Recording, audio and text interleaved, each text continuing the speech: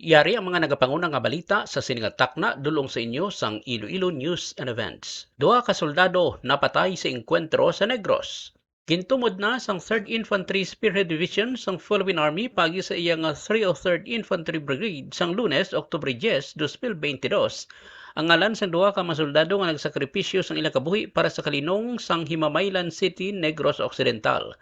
Ginkilala sang 303rd Brigade ang mga napatay nga sanay Corporal Christian Drilon, tumandok sang San Enrique Iloilo kag Corporal Rex Verde tumandok sang Gimaras. Napatay ang duha ka soldado sang 94th Infantry Battalion kasunod sa mga serye sa mga engkwentro batok sa CPP-NPA terrorist sa Barangay Carabalan, Himamaylan City, Negros Occidental, umpisa Oktubre 6, tubtub 8, 2022.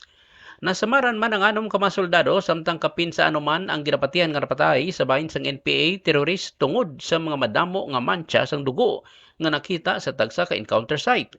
Samtang ginpangunahan ni Department of National Defense Secretary Undersecretary Jose Faustino Jr.